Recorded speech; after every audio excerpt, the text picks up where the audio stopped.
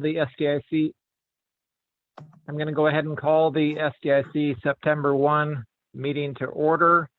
As a reminder, this meeting is being recorded. To get the meeting started, I'm going to ask for a roll call vote. Tanny Stephenson. Present.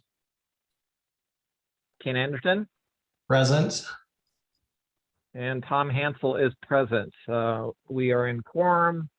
I want to extend my appreciation for our attorneys in the joining us today, Brian and Kelly, and Jim as well. So I want to just open the door and let's see, how should we kick this off? Today's meeting is to kind of continue on with our discussion around the cost allocation, and hopefully we'll have the opportunity to have a rich discussion this morning and address any concerns from council or any of our board members. So I'm just going to open it up. So I guess I'll open it up. I initiated this topic questioning, authority and of the SDIC board member, and the SDIC attorney, Brian Sheets, provided a response to board members outlining his analysis.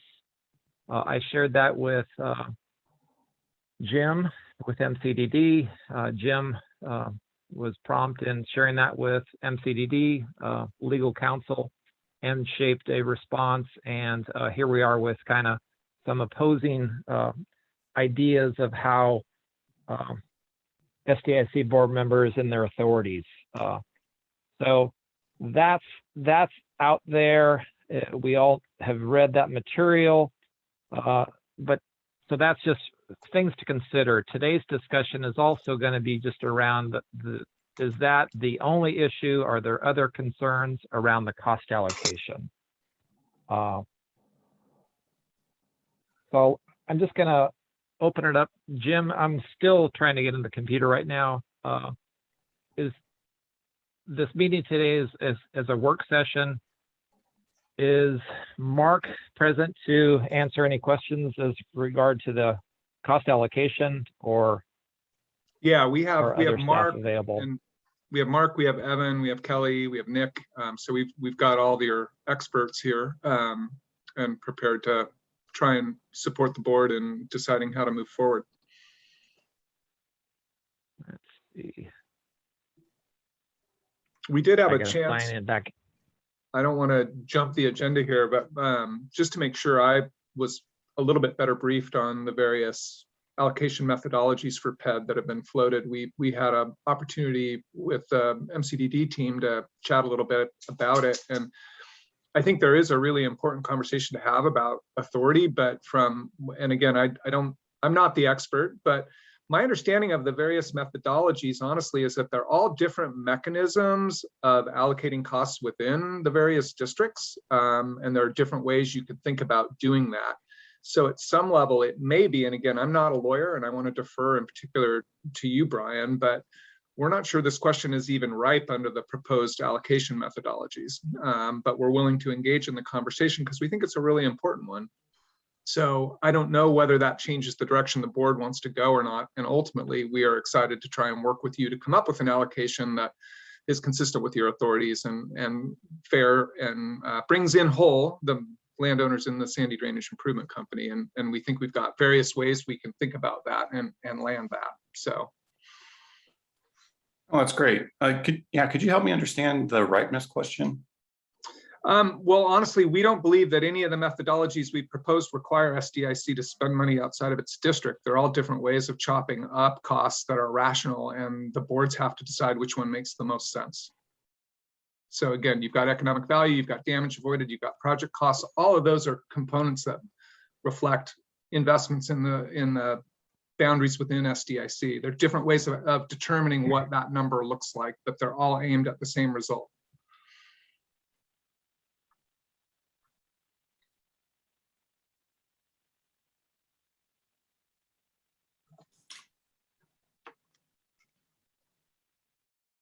Looks like Tom's getting in.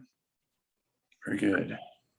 And so I guess the other part of that statement to the board and to you, Brian, is it's probably on me and our team of not having done a very good job communicating how we thought about those methodologies. And again, it's a complicated topic and it's been evolving over time, but again, our intent is to come up with a methodology that's consistent with everyone's authorities. And I think all of them are, but again, I'm not a lawyer, so I really respect the conversation that's teed up today.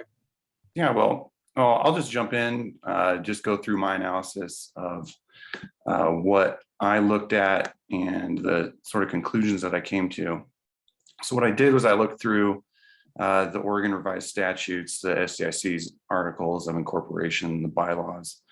And when you start looking at Oregon Revised Statute, Chapter 554, starts talking about the particular lands that SDIC is responsible for improving. And that is shown in Article 4 of the Articles of Incorporation, and that's what we understand to be the boundaries within SDIC. And so those are the particular lands. And so when we talk about cost allocations for PED, we've seen the different methodologies that include things like economic value, perceived benefits, and as the way that it had been explained either to the board or to me, it included different places where things were allocated into a large pool and then sort of divvied up according to the different methodologies. And so within my understanding of those methodologies was where you could specifically identify project costs to specific capital outlays, and then do that by district. That had been explained in different slides, where you have total project costs between Pen 1, Pen 2, MCDD, and SDIC. And when it comes to SDIC's basic authority vested in its Articles of Incorporation and the Oregon Revised Statutes, it's constrained to what materially benefits the particular lands of SDIC.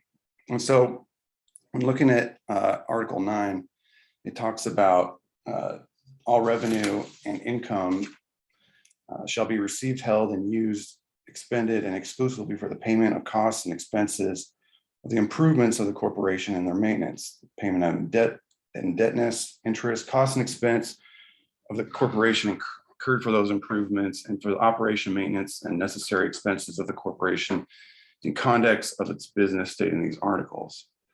So when we're talking about how costs are going to be allocated, it really comes down to whether something is going to touch and affect or materially benefit the particular lands of SDIC. And I've seen remarks about other entities being able to be used, specifically in ORS 554.260 to enter into contract with other entities. But it's still constrained to whether that materially touches or benefits the particular lands within SDIC. If we're talking about putting a whole bunch of funds into a pool and then divvying them up, there's a potential there for SDIC funds to be materially benefiting lands or places that are outside of the district that don't necessarily touch or affect those particular lands. And I mean, I understand that there's a procedural sort of scope of view with review of this, whether it's buying into a process that may have some benefits of sharing the expense or costs of or benefits of economy of scale, those kinds of things. But when it comes down to the actual outcome, if SDIC is expending funds on capital projects, be it in the design phase, the construction phase, or other things that are easily identified as outside the district, I think that's a real big cause of concern for me in exposing the board to potential issues. Because I mean, I think that, I mean, at least based on my review, those kinds of expenses and spending on projects, discrete material projects that are outside of SDIC, they don't fall within the Articles of Incorporation's authority, and the limited sort of escape valves that I've seen sort of floated out there don't really lend itself to I don't know, low exposure for the board. So based on my review, if there's a cost allocation where you can easily identify capital projects or their components that are outside of the district, and SDIC is using assessments for those projects, I think it's outside of the district's authority to do so, and by doing that, it can possibly expose the board to some liability there if it's acting outside of its Articles of Incorporation or statutory authority. So if there's allocation methods that don't necessarily dip into those kinds of concerns, I think that that's one way to do it. But I mean, my recommendation for the board would be to use a cost allocation method that uses easily identifiable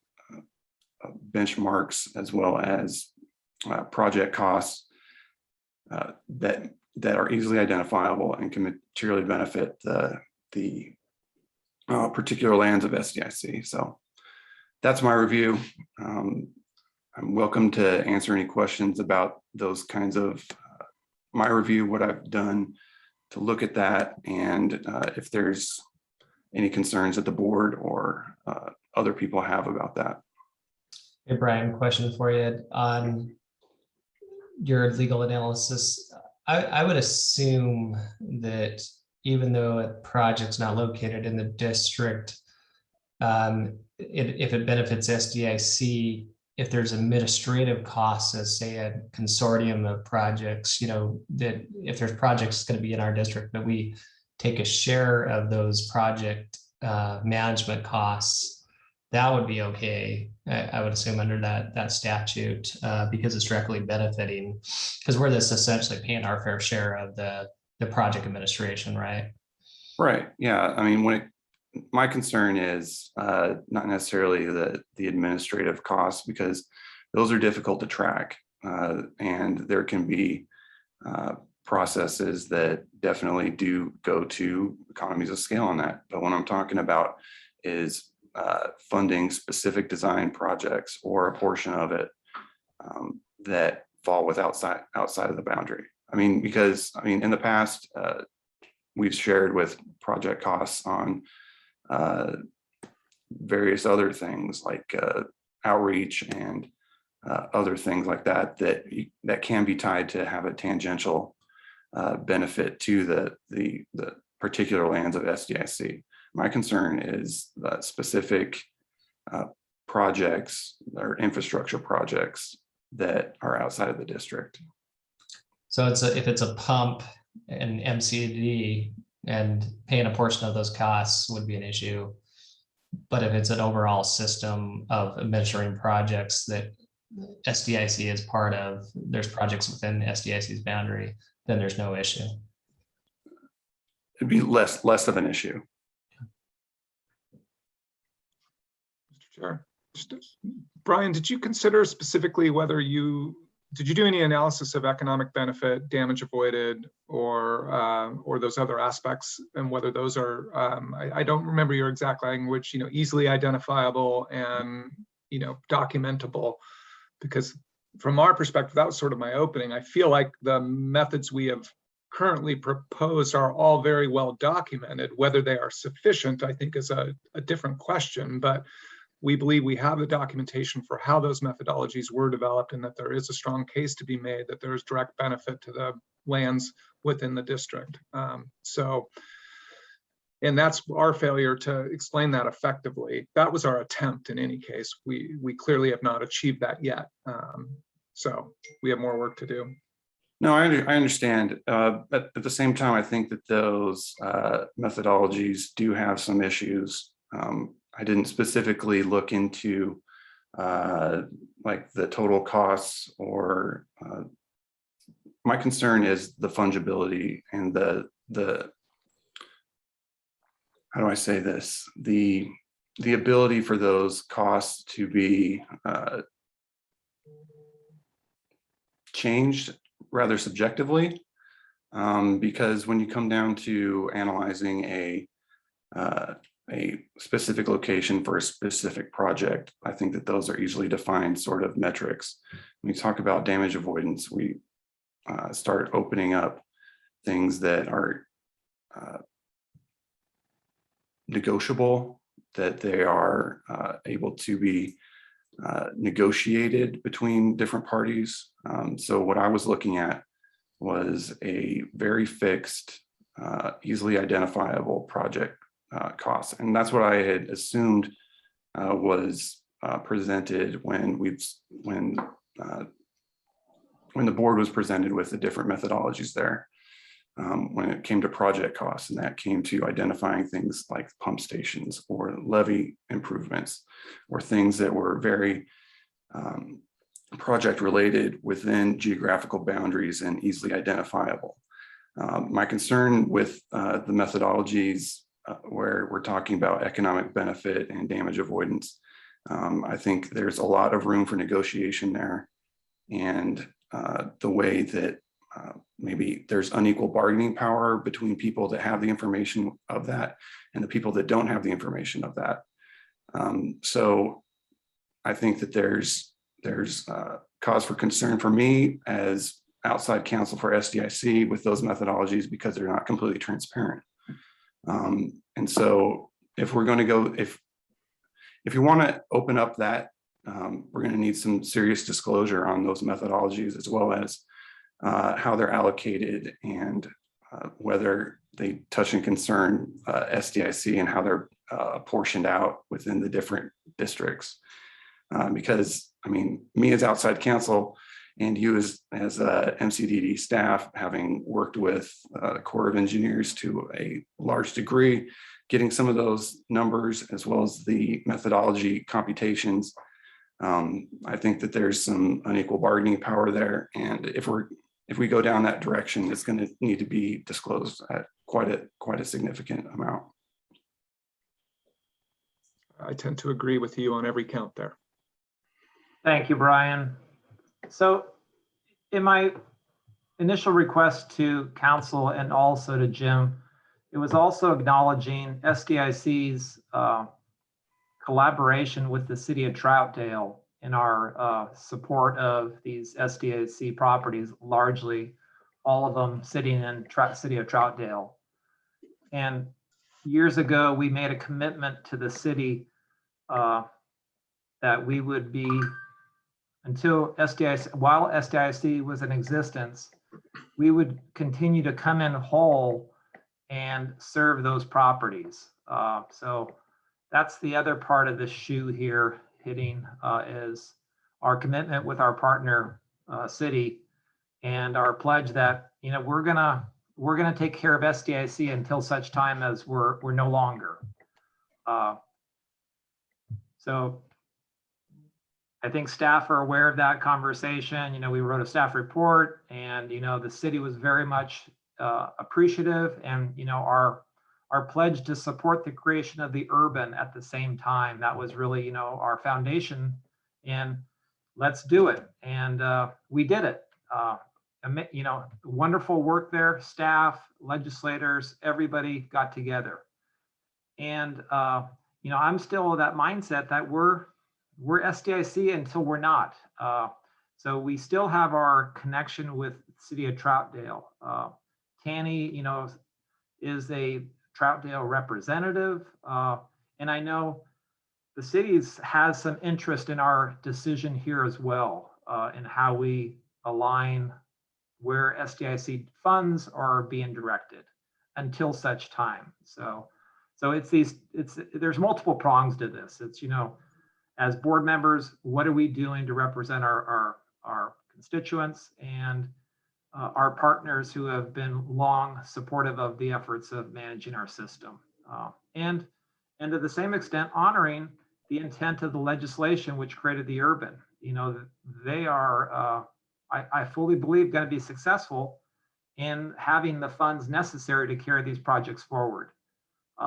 So it's this gap period until such time SDIC's, I'm ready to, as a board member, to commit to have SDIC stand on its 2 feet and carry its projects forward.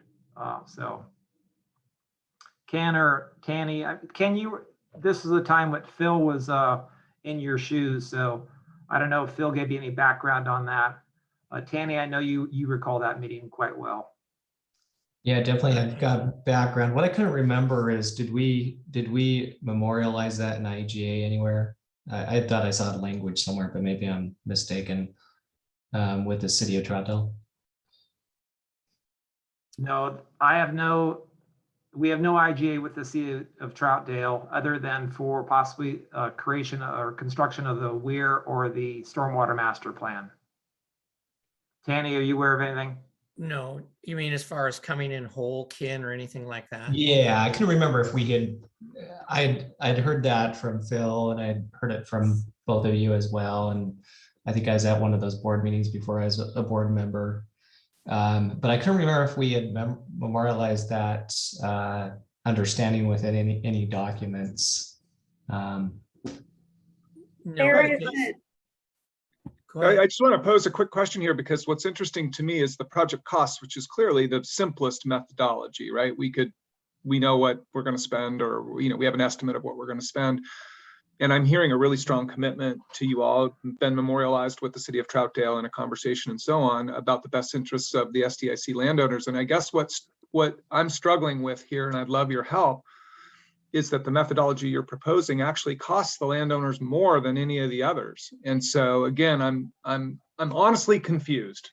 I just have to say it, because the proposal you're making seems to me to actually do harm to the SDIC landowners. And so I'm trying to understand how your principle is related to the position you're articulating. I'm confused. And I don't mean to be aggressive or anything. I honestly, I don't understand what you guys are going for here. I think you're actually going in the opposite direction. So From right now we're covering PED cost. So Correct. that's what we're covering for Right. the project that has been identified that we're covering PED. We do not Yep. have a comprehensive final cost that will be exercised at the conclusion should the urban not be stood up. So I have to think SDIC exists today, and it exists until I don't know when. So I have to make decisions based on today's information, and my cost, my belief is, the numbers I've seen is it's pretty clear. We have the the pump station is our project. It's very tangible. You know, I have PED cost, but I do not know my construction cost. You know, I have a construction estimate for the Urbans project, but I don't have a construction project cost for the SDIC project. You know, if it's constructed when the urban is stood up, it will have all the components that the urban is authorized to perform. You know, the recreational, you know, all the other elements. So. But again, going back to just the PED costs, the methodology you're suggesting for just the PED costs actually costs your landowners more than the methodologies that I think staff would recommend. But So just talking about PED now, right? Yep, just talking about PED. So again, my role is to maintain the infrastructure in SDIC. It's a cost that has been identified by staff.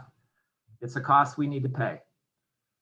That's what I have authority, and that's what I'm representing as the landowners in SDIC. If our pump station PED cost is X, you know, $800,000, it's $800,000.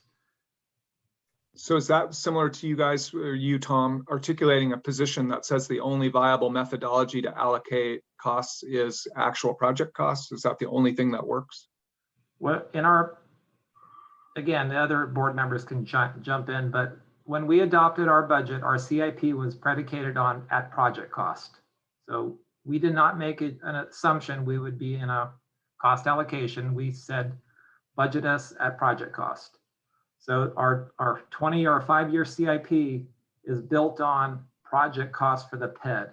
So that's the position we've taken in adopting the 22 budget as well as our 5-year CIP. Go ahead, Mark. So Or it Kelly. will pay for our project cost. So it Right. sounded, and I would just like to say, I didn't disagree with most of what Brian said. I think that was an accurate reading of the articles. I think that your job is to look towards the benefit of your landowners. I think where we differ is that MCDD staff looks at this infrastructure as a system. And so Sandy doesn't just benefit from its own, I mean, and the pump station being outside of your jurisdiction aside, Sandy benefits from MCDD's structure as well, because it the water flows to the east. And so every strengthening down the line does benefit each secondary district. And so I think with the cost allocations that we're looking at, certainly there's the very clean cut PED cost only. And then from my understanding, we're looking also at benefits that each district is receiving and then some allocation of that. But what I heard Brian saying in the beginning was that the concern was that we would be paying this sort of into a pool, and that once it goes into a pool that we'd no longer be able to tell, is this dollar from Sandy paying for design in Pen 1? And so I just want to tackle that question. Is the problem that we would be doing sort of a group agreement, a group IGA to pay for these costs? Because certainly the Corps sees this as a system. They don't see Pen 1, Pen 2, MCDD, and Sandy. They're not going to design anything that way because it doesn't make sense. And so, but also at the same time, a lot of our joint projects that we do between the 4 districts or between just SDIC and just MCDD, it works the same way, where we come up with an allocation ahead of time that we can defend based on the factual analysis, or in this case, kind of well-used utility drivers, things like that, that are that go into deciding that percentage. But ultimately, the only thing that goes into the agreement is the percentage, and it will say MCDD is responsible for this much, SDIC is responsible for this much, and we can go back to minutes or however we document that to say, what does that represent? But ultimately, this project and many projects that SDIC is a part of is a pooled amount of money that is allocated based on facts and fairness initially. But once we start the project, we're not necessarily going to be able to tell, is this dollar from Sandy going to Pen 1? Because what the determination is that this project as a whole is beneficial to SDIC landowners and to reclaiming the land in SDIC. I think adding to that is the consideration for the need to read not so narrowly the articles of incorporation, that when it talks about the works of the corporation, that it is the system as a whole, as well as to the extent that the board makes a policy decision, that contributing to the system as a whole, whatever component that is, has a rational nexus to contributing and benefiting the landowners of SDIC. It is not, I don't believe that the articles is written where you can only benefit and pay for work that's within your jurisdictional boundaries. That's not how a levy system works, and that isn't well documented. It's well documented by the Corps that this is a system as a whole. So I think it's a question for whether this board is going to look at it very narrowly, or read it in a larger context of what it has been doing all these years, and recognize that it itself has already recognized at a policy question that there are benefits for the work that it does on the system as a whole, and that it has made a decision that has benefited the SDIC landowners. So I'll just, prior to these PED projects, SDIC has paid for all of its capital project cost on its own. I don't recall funds coming from any other districts to support any of our projects other than the planning for this work we're in today. So all of a sudden, I know, and SDIC was very supportive in many ways in the creation of the urban, which provides the vehicle by which the system can operate as a system, removing the artificial barriers of the 4 districts which are established by statute. So I hear the talk, but I'm trying to understand it. Is we've been paying our way all along in the planning for reaccreditation. We joined, it definitely benefited SDIC. We supported the creation of the urban entirely, which benefits our property owners. It's just this middle ground until such time as we're dissolved. I'm thinking we just need to continue to take care of our capital projects until such time as we're dissolved. So that's where I'm getting hung up. So Tom, how do you explain the pump station being outside of the jurisdictional boundary of SDIC all these years?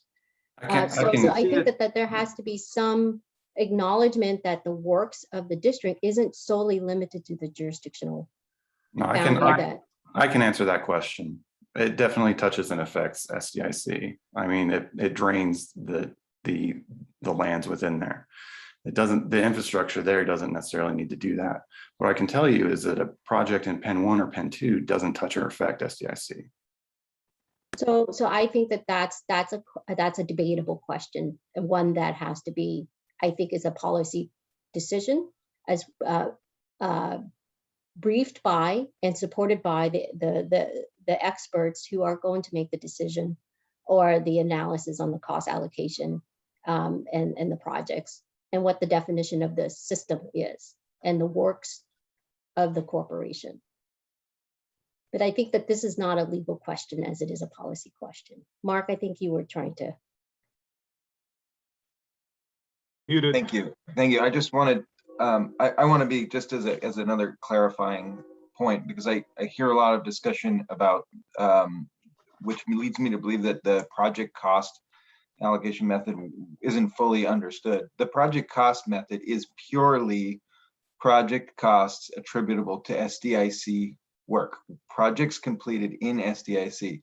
The PED costs are simply a multiplier. At this point, the estimate for PED is a multiplier of the project costs. It's slightly different to more accurately account for the PED, like the design costs for those projects. So it's a little bit less. It's 13% versus 15%.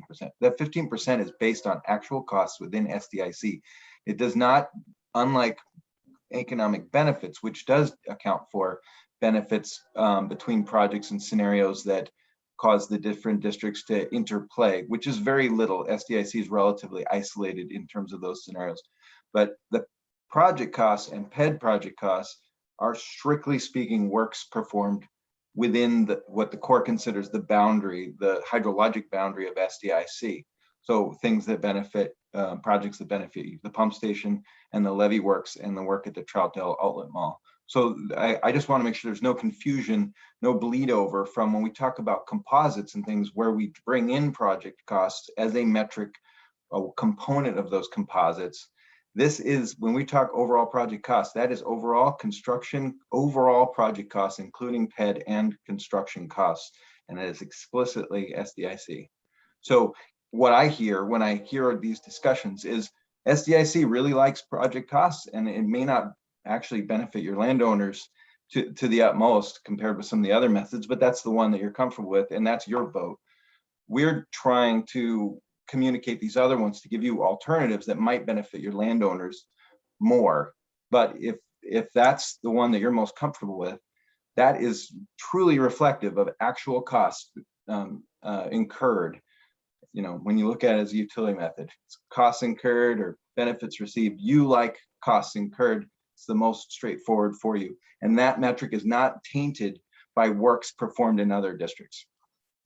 And Mark, that is exactly why I was asking Brian about cost allocation, because that's how I understood it. I understood that there are other options for allocation, but you know, Tom has done a good job of you know, showcasing the board's position in terms of what we're comfortable with given the legal constraints we're under.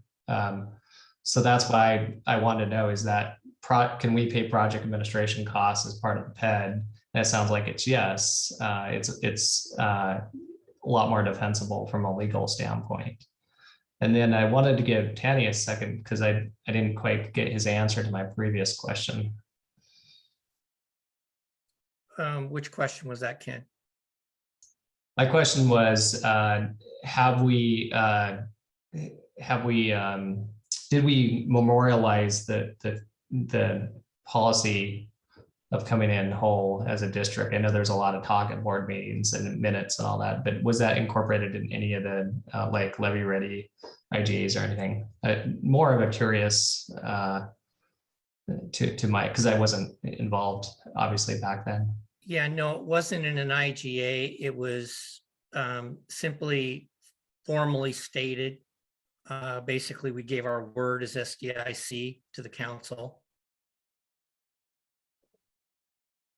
So, I mean, Tanny, if I may, you did state principles, and you outlined some, like, I can't remember if we called them guiding principles or something like that. You put them on a sheet that you presented to the council.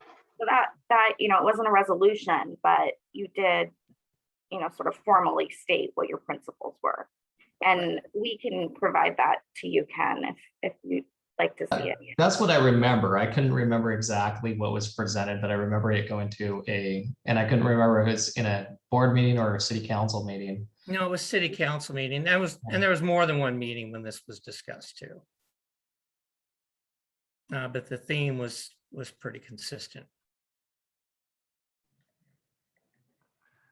Tanny, Yes. the commissioners, the counselors at the city, they pretty much the same counselors that were present at that prior meeting. Do you feel there'd be a different response to date? I don't believe there'd be a different response. There are, I think, 2 new ones, you know, who weren't involved then. But I think their message would be the same. Their expectation would be the same as it was. Can I ask a clarifying question? Go ahead, Kelly. Thank you. So what I'm seeing today is that we're looking at 2 questions. One is this question of what's the most appropriate cost allocation methodology.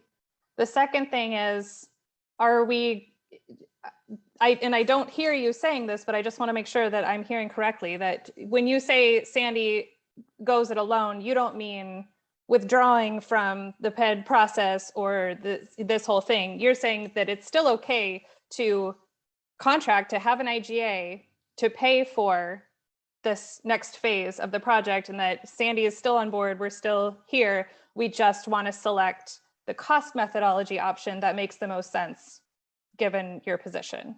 Right. Okay. Yeah, Okay. I mean, So the IGA we've signed with the Army Corps, we're in full commitment. This is more, you know, when Mark brought the cost allocation models together, you know, where are we aligning?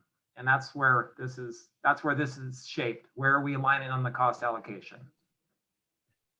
great. And, you know, some of this goes clear back to like pre-LRC discussions and some of that stuff. I mean, if we go way, way back, I shouldn't say way back. I mean, it was only like 2017, wasn't it? Or something like that. But it's a ways back. Everything SDIC did was they wanted off ramps in the system, areas where they could exit if they wanted to. And there were certain things that they had expectations that they wanted in those agreements. moving forward. And I don't think much of that has really changed. So it sounds like to me that we're comfortable with PED, right? We're comfortable with the project allocation, with allocation of costs that go to project management. Because we feel like from Brian's analysis that that's our option, that's our legal ability at this point to follow that. Other options may not be, we may not be as comfortable or understanding that we can do that legally. Is that our understanding? Yeah, I would agree, Ken. And also just our commitment with our partner city, Troutdale, is a consideration as well. So to change that, we would have to change the bylaws. Is that your read, Brian? It's not necessarily the bylaws, it'd be the articles of incorporation, because when you look at the articles of incorporation, yeah, they were drafted 1999 in the late 90s. And so, I mean, the articles don't look at it as a system as a whole. They look at it as SDIC. And so that's what we're working with now. And to expand that scope, that's what would be necessary. I mean, if we want to do that kind of lift, or it can be kind of a moot point as the urban district sort of expands and dissolves the SDIC. Yeah, I think there's a question that you're asking that I'm not sure is relevant. And the real question is, what's the best methodology for defining these costs that are directly benefiting the landowners? And you can do a project cost one. I've heard you say that you're comfortable with that. What I'm still struggling with in my head, honestly, is that you guys also made this principled commitment to the city of Troutdale to come in whole. And if you go project cost, you're coming in less whole than you might with a different methodology that's just as defensible. So that's what I guess I'd like the permission to maybe sit with a few of you and walk through some of these other methods to see if in fact with more information you might feel more comfortable. But again, if you're prepared to make a decision that the only one you like is this project costs, we can work with that. I think it creates complexities for MCDD down the road, but that's okay. We'll figure them out. But honestly, I think you may be violating your principles to the city by taking this position right now. And I just want to point that out. I think there's a methodology that treats your landowners better. And I wanted to raise from a communication standpoint, just thinking about how you all communicate to your landowners in the future, that exact issue that Jim just raised around, there are options on the table that could get you the same work for less money. And how do you want to communicate that to your landowners? Is it just that, is this just a pure legal argument that you don't think it's legally defensible? Or, I do think that at least City of Troutdale will ask those questions when they see 11% versus 15% being on the table.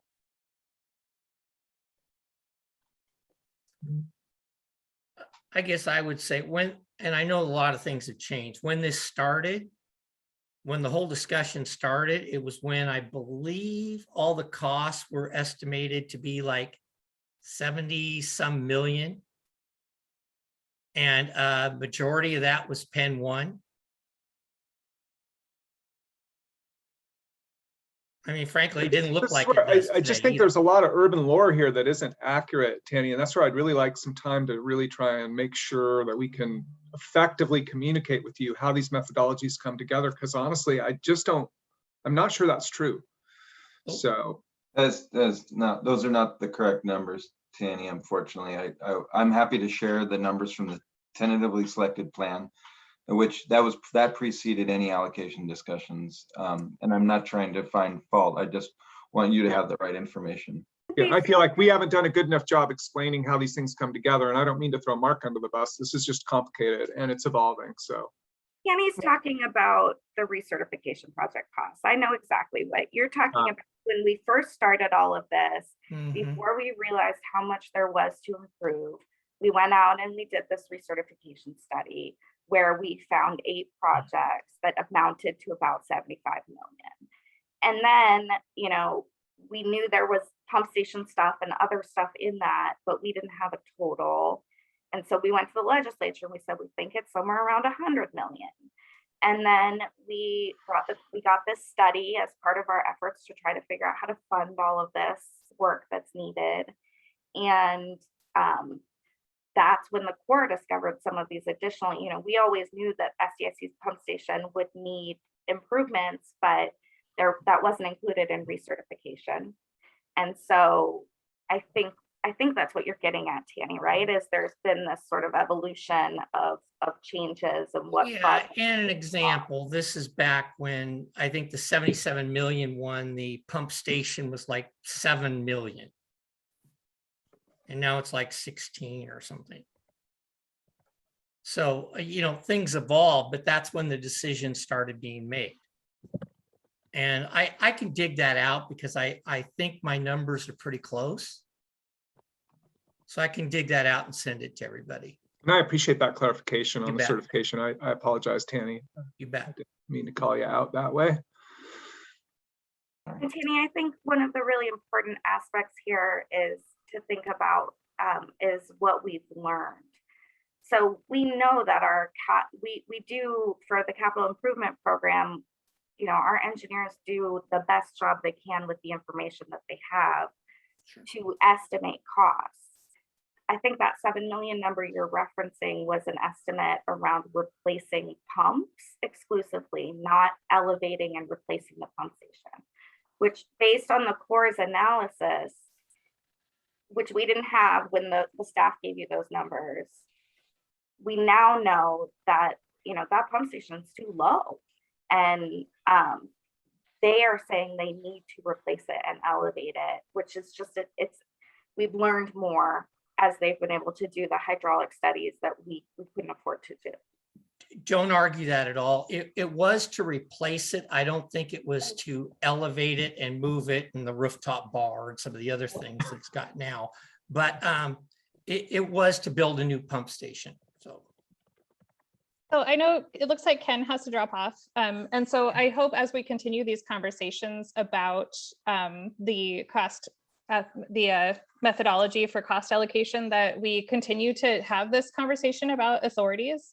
I think we still see that the route that it sounds like we're moving towards is very narrow. And so I would encourage folks to look at Article 3 in your articles of incorporation, which addresses best interests of the lands and owners, things like accomplishing the improvement and protection of the lands, which does include the strength of the system as a whole, things like that, where we feel like there's a great deal of flexibility for the board to take a position of seeing this improvement to the system as beneficial to your landowners and to improvement of the lands in SDIC. In addition, the authority in 554.260, which addresses contracts with government agencies. We feel like there's very direct authority to contract for this exact sort of scenario where, as a partnership, you all can come together and pay for the improvement of your system, notwithstanding that the methodologies that we're presenting to you represent Sandy specifically's costs and benefits. So just some food for thought. I hope that we can continue this conversation. I just wanted to say that before Ken takes off. So that's all, but thank you. Kelly, can you summarize that and send it out, those Sure. specific references? Sure, I'd be happy to. And there's the IDA authority as well, Kelly. Yeah, certainly. If all else fails, if you take a look at this analysis from me and you say this is all gobbledygook, we don't agree at all, there's still a very broad authority under ORS 190 to cooperate with other government entities, and the strength of such agreements is actually very strong. And so if you don't, anyway, I'll include that in my analysis. My goal, thank you very much. My goal is to make sure we have all the information and we're considering both sides, and then we make the appropriate decision. But this has been really helpful for me to discuss. And I also think that this has been ongoing. And the reason I ask the historical questions is I think it's important to understand at this point in time where we're at and the path we've came through, and prior work we've done to treat the system, treat it as a system, or treat it individual as a district. So I think it's just important for all of us to recognize that and have that the same information and work off that same information. Thanks, Ken. Kelly. Yeah, Okay, good. See you. I think our commitment to, go ahead, Ken. So I'll just acknowledge Ken Anderton's left the meeting. We're out of quorum. So I just want to acknowledge, SDIC has been a long-standing collaborator with IGAs. That there's no doubt in that. So we are very familiar with 190 IGAs. That's not foreign to us.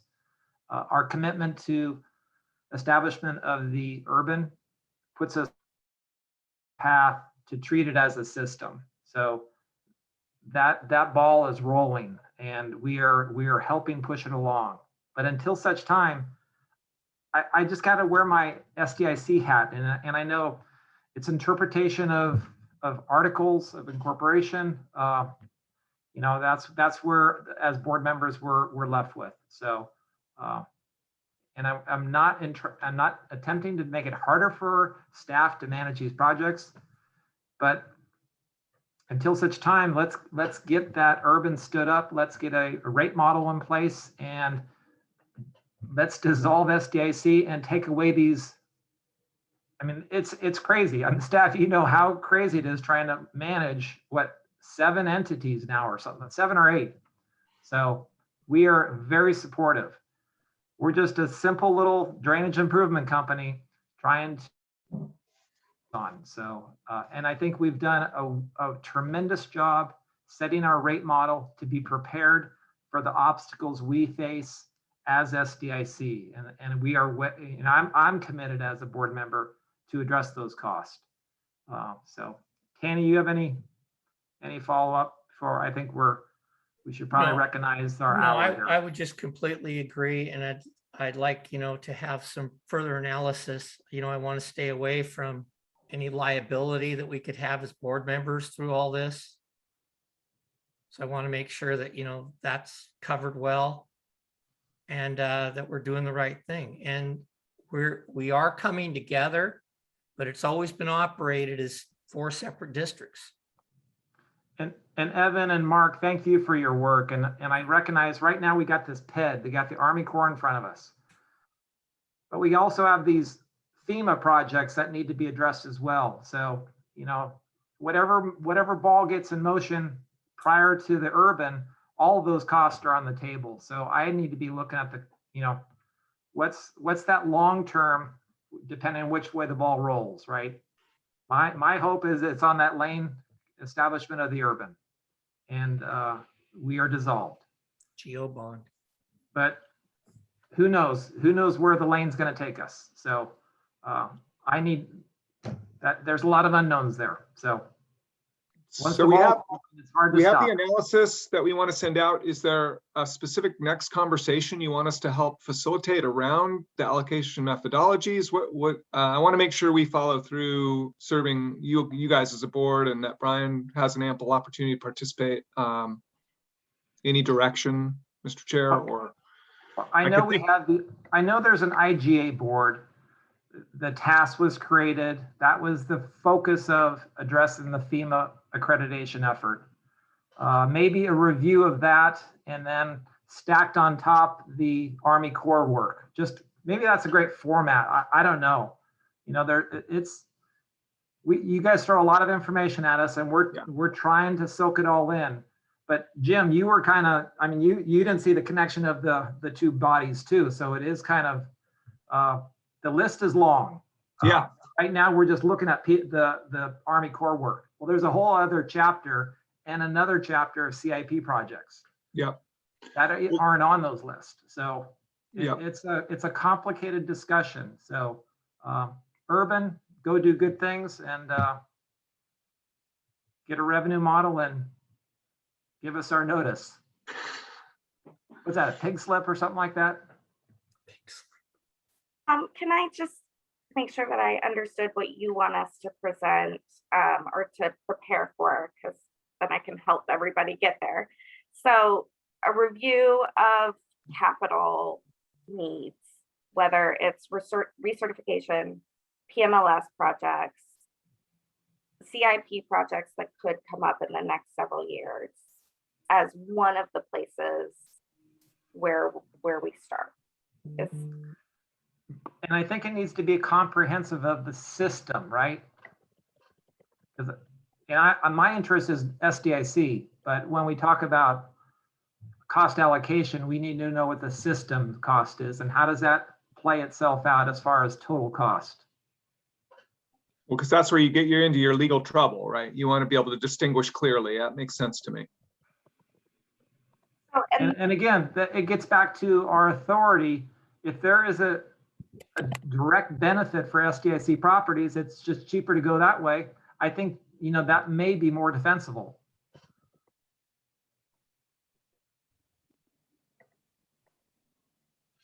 And any final closing thoughts here? Now, I would just say thanks for calling the question, Tom. And, again, we respect where you guys are coming from and are trying to just name it, talk about it, get to a clear decision so we can keep moving. And again, I just appreciate you guys trying to follow the law and do your jobs. And so just know that we're coming from trying to support that. And yeah, I think it was Hong who brought the discretionary immunity training to us. And, we took that to heart. And yeah, we You're need doing to be, it well. Yeah, so we need to be asking the questions, and sometimes the questions are hard. So, well, and again, just want to make sure we're all in for helping you answer them, and we respect your role as board members and know that that's an obligation you guys take seriously. So honestly, we're all in to figure it out. Make it work. And I want to thank Brian for doing his analysis. This is we're two entities. SDIC was, advised to get its own attorney years ago. We exercised that, and it's actually been a good thing because it provides some impartiality. So, and I don't think Brian and Kelly or Hong this isn't a battle. This is just information. So. No, I really appreciate all that Kelly and Hong do for SDIC, and I mean, this is barely one of the few times that I've had just a minor disagreement on sort of the outcome. I got a lot of respect for Kelly and Hong, and a lot of respect for the work that MCDD staff does. So, yep. Thank you very much. We'll be stronger at the end as a result of this work. So it's good. Can I say, I know that we're over time. I just want to plant one little seed about this board has the authority to set policy and determine what is in the best interest of the land and the landowners within SDIC. And so just in terms of kind of buttoning up that question about risk, I think that if Sandy were to pass a resolution stating their position on what is of benefit to the lands and the landowners within your district, that would be sufficient to absolve you of that risk, because I think your articles allow you to determine what's of benefit. And if that means it's a system that the system needs to be strengthened, or that, cooperating with these other entities to get this done through the core so that you can save, potentially up to 65% of the project costs with federal investment, that is of benefit to your landowners. And to make a public statement in the form of a resolution, I think would, just protect you from any residual risk. Yeah. But we're continuing in the federal participation. So that's my expectation, is we'll continue to benefit from that 65%. We're not leaving that track. So. No, but I think just a statement that this is why it's beneficial. This is why it fits within your articles to, potentially take a look at some of the other cost allocation methodologies. I think, anyway, it's just a seed, just planting it. Jim, do you have a clear action here? I think we do. And what I might do, Tom, is convene with our folks and sort of frame up an agenda suggested for your review. And then you can chat with Brian and make sure we're covering the needs he has as well. And then after maybe we propose and you approve, then we can start working on the scheduling, and Emily can probably start that now. But this is important. And I think this is going to help us with the rest of the boards too, honestly. So it'll be good. Yep. And if I run into questions once we get off this call, I'll call you, Tom, and we'll wrestle them to the ground. Great. And again, my apologies for the technological breakdown on my end. I guess I need to reboot. That worked. Everybody have a wonderful fall. It's definitely a little crisp in my neighborhood these last couple days. I have to say I'll miss the hot days. But some of you might enjoy the cold weather. I'm a California kid at heart, so. We'll try and keep the heat turned up on you about revenue. It'll be okay. You'll be toasty. So we're already adjourned, but I just want to say thank you all again. Have a great day. No, thanks for the discussion, you guys. Talk to you soon. See you, everybody.